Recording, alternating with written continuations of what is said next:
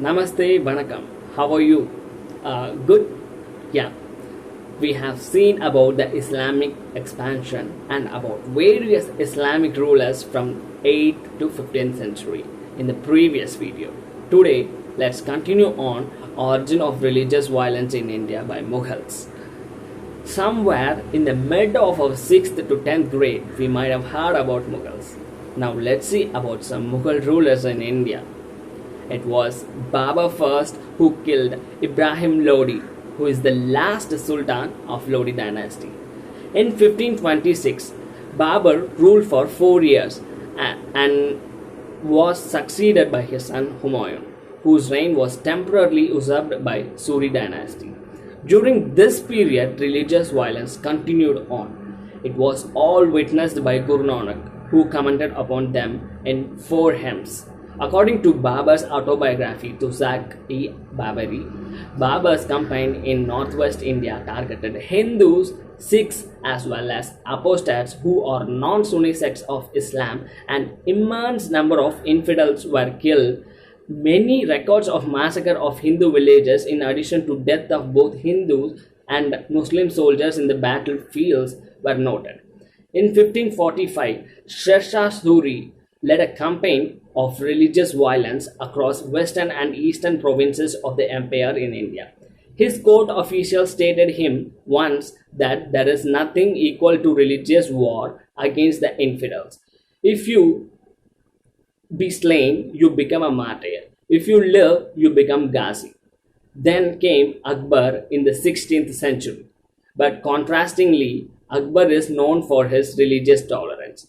However, in the early stage of his reign, religious violence is included. In the 17th century, 4th Mughal Emperor Jahangir conquered the empire. Under his reign, religious violence was targeted at Hindus, Jains, and Sikhs. Jahangir ordered to execute Guru Arjun, who is one of the first two Sikh gurus among 10 of Sikhism.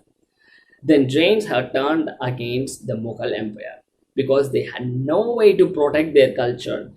Violence had become their practice then onwards. Then, during Shah Jahan's reign in 628 to 1658, his soldiers attacked 7 temples and appropriated them for their own use. In Punjab, Aurangzeb assumed power after arresting his father Shah Jahan and his brother Dara Shikoh for his secular belief. Aurangzeb has reintroduced the jizya, which is a tax for non-Muslims. He destroyed Hindu temples and killed the 9th Sikh Guru Tegh Bahadur.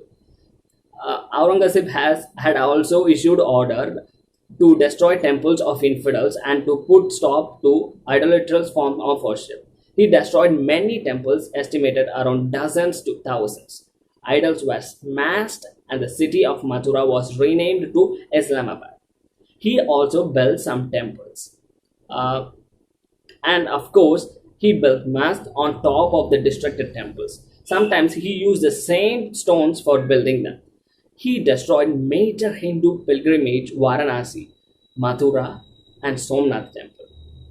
During his reign, it is estimated that around 4.5 million people were dead. To be more descriptive, 2.5 million soldiers of his army were dead during Mughal Maratha wars, and other 2 million were dead due to drought, plague, and famine. Then comes Maratha Empire in 18th century. The Marathas occupied Bihar and western Bengal up to the Hooghly River. They targeted Bengali Muslims, but eventually perpetrated atrocities against the local population. They burnt villages, gang raped women and infants.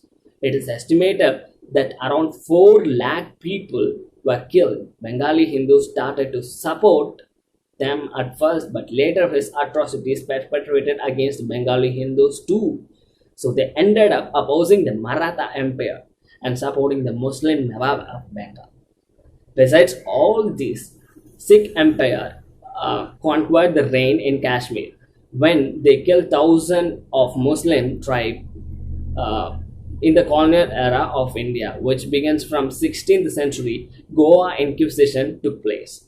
Inquisition is nothing but a tribunal established by Pope Gregory IX for the suppression of other contrary beliefs against Christianity.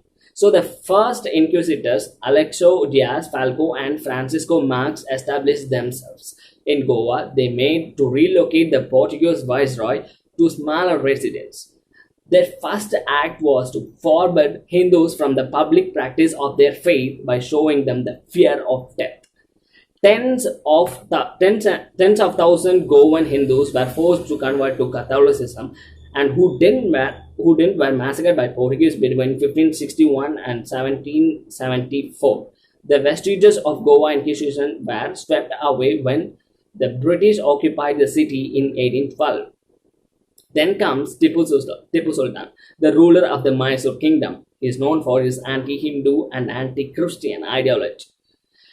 This provoked the religious violence in India majorly, and it still remains as the remainder of religious violence for majority of Hindus. He considered that the annihilation of infidels as a sacred duty of Muslims. He also ordered the destruction of 27 Catholic churches except the Church of Holy Cross at Hospet. Tipu Sultan particularly went against the Nair and Kodava community people, and they were subjected to forcible conversions to Islam. Ones who refused were persecuted. It is estimated about 30,000 Nairs put to captivity, which includes women and children.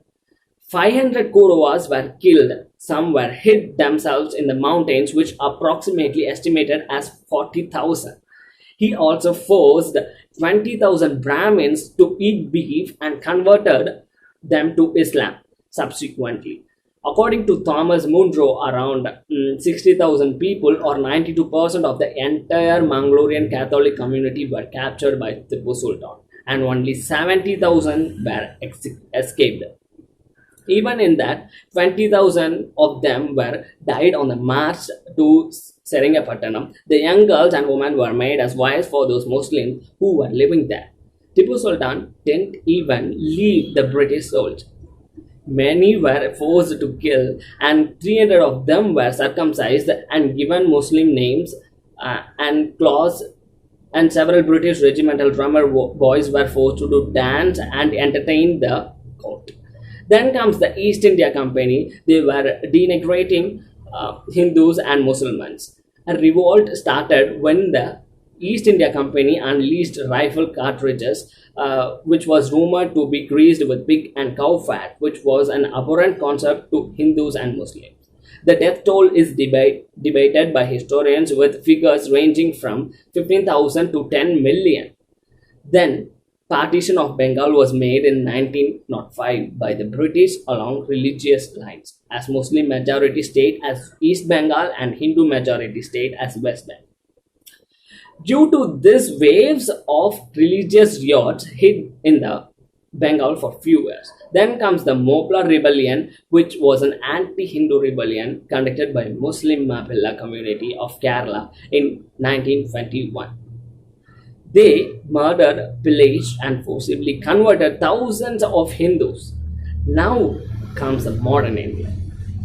Various cultural riots is still continuing in India. This starts from minor to major riots.